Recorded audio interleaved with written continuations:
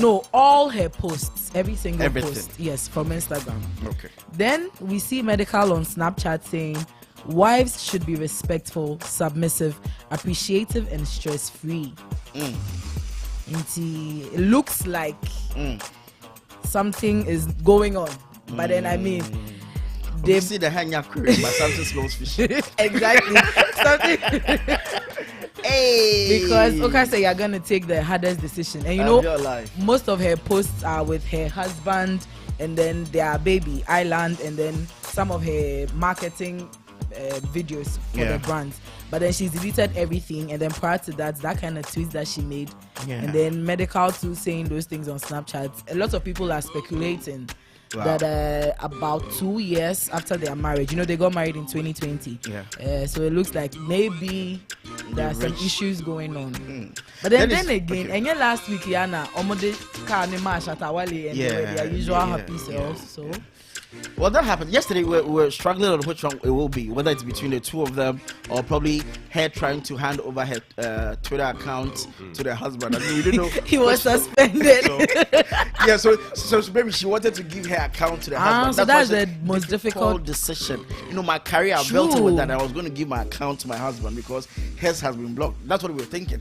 Or probably that's what the husband demanded, and then the wife hasn't been submissive enough and appreciative enough, and so he bought. Twitter account is not a joke. So I mean, if that is it. But now it's $8. Yeah, $8. No, for verification, not for the account. But if you tell me to give my account to somebody, I don't think I would. Okay. But these are solo one.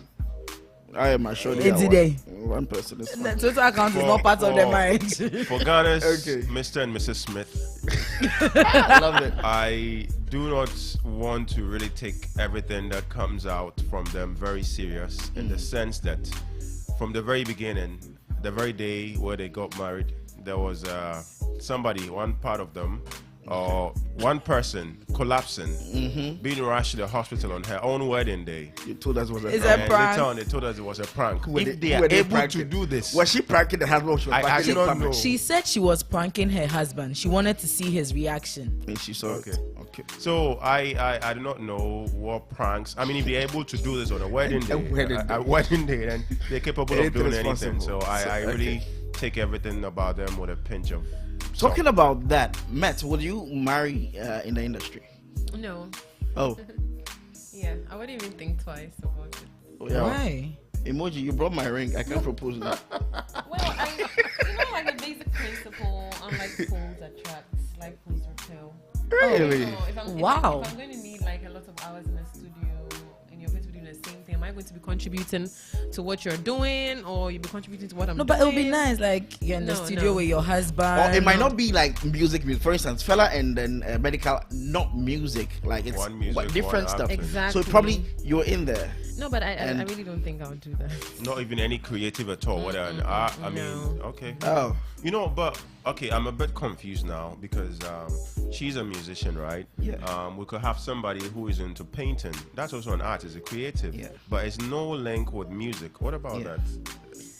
Well, maybe that I could actually in the same creative space. And there's even one that could help her. For instance, a musician, probably that's a presenter or probably a DJ. No, I think she doesn't want to go close to music. I just don't want the whole idea of mixing business with pleasure. Okay. But if it is in such a way that our responsibilities don't have to intertwine in any way, maybe we can manage it. But I mean, ideally, I don't think I should be with somebody in the media industry. All right, then. Fella didn't think so, and they are doing things their own way. Let's do some more stories. That's our final story, actually. Okay. So, veteran actor Fred Amugi, he celebrated his 74th birthday on 11th November. Oh. And he's a veteran as well. Okay. Yeah.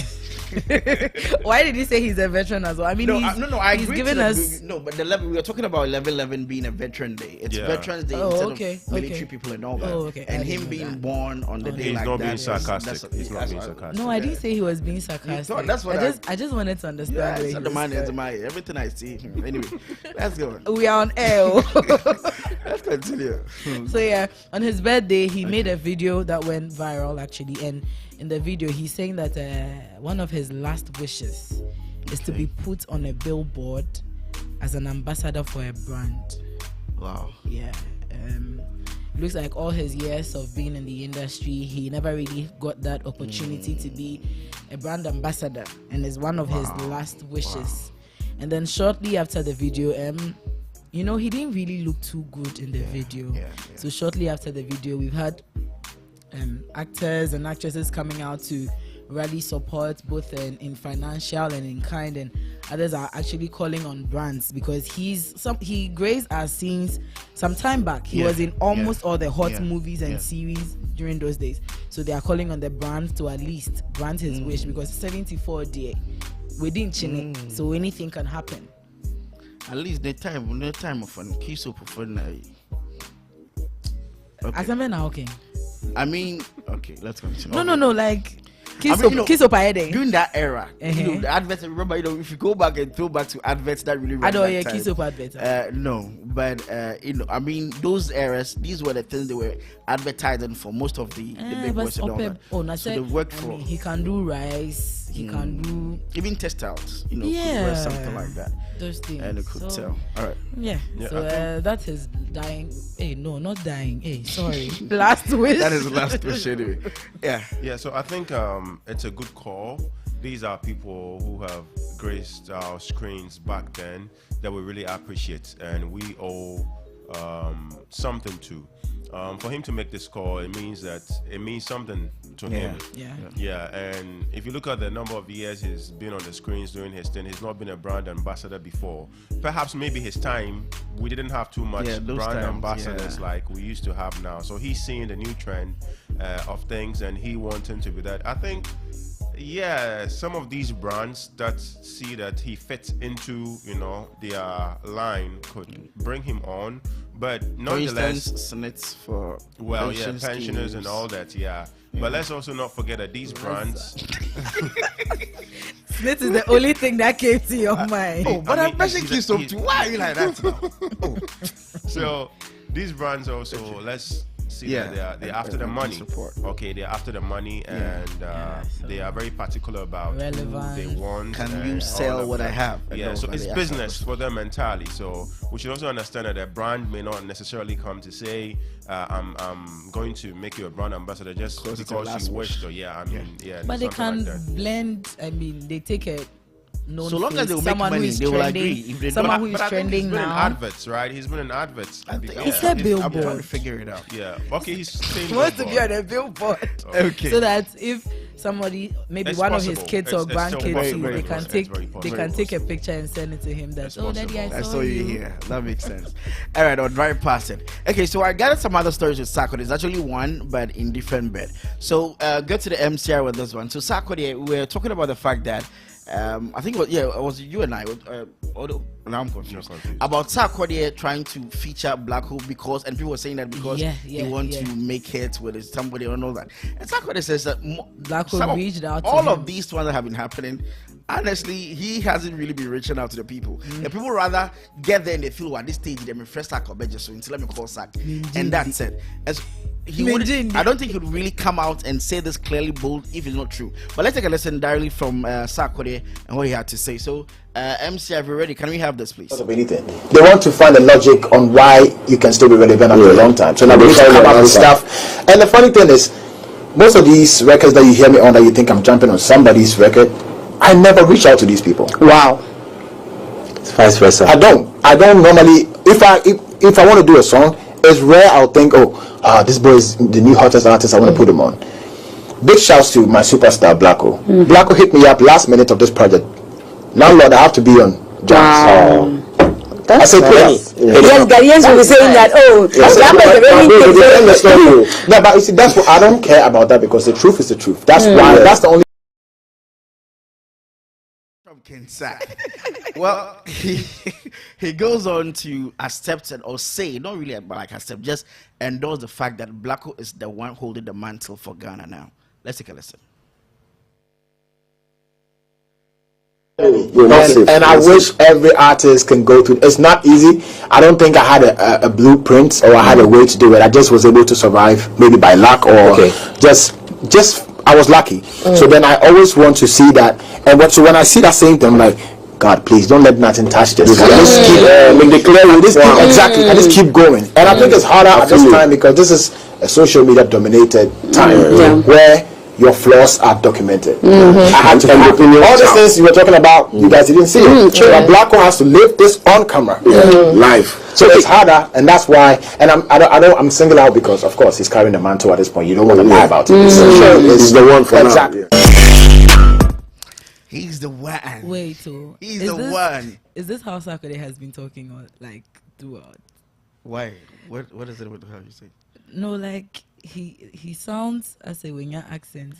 Oh, he's been sounding like this for a while. For a while. How long? At least for as long as I really got to watch him. He's had this for a while. No, well, just a little after Adoma FM days too. But at least I was hearing some God on BBC Extra with what's the guy's name again? Tim Westwood. He sounded more like that and all that. So then probably I haven't paid attention. I think he just feeds off the people around him. Okay. Yeah. There's Jay Foley.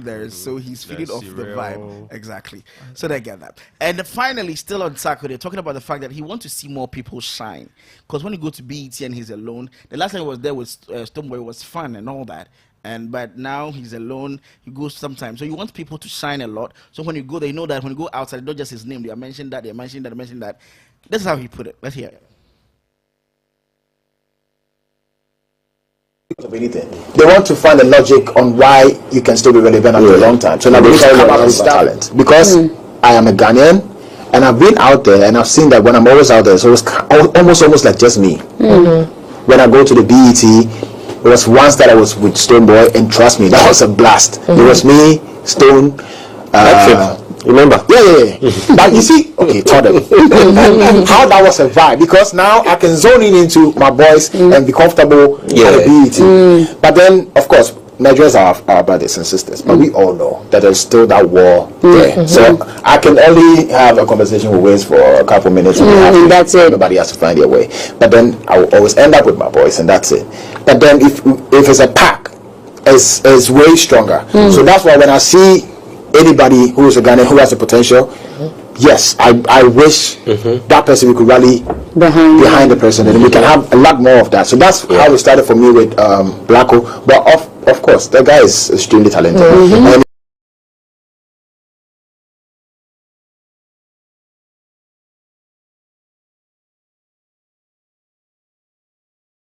And the funny thing is, most of these records that you hear me on, that you think I'm jumping on somebody's record, I never reach out to these people. Wow. It's vice versa. I don't normally. If I want to do a song, he's been an inspiration to most of the acts coming up. I mean, I'm sure Blacko, when he was young, was looking up to Sako there, to some of the things that he was doing and and all of that. I do not think that Sako there leverages on the popularity of some new act to be who he is. I mean, we know who he is. He's we just talked about Ink Boy. Yeah, we talked about Ink Boy. We didn't know Ink Boy. He put Ink Boy on his Jams album, and Ink Boy is trending. And everybody's looking for him now. You understand? So I think he's paid his dues, and he's still paying his dues, and we should just give him his credit. Okay, so that's it. Wrap for Jews here. There's something on your mouth about that?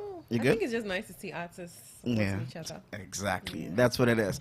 And that's it for Jews here on Rush Hour. My name is Swaggy. You heard from the pop scientist Adra, and you heard from Met as well.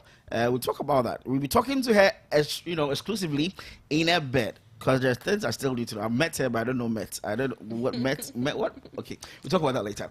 Champion Bands, we'll have some more tunes when we're back after this. The Rush Hour, live in Cape Coast on 100.3.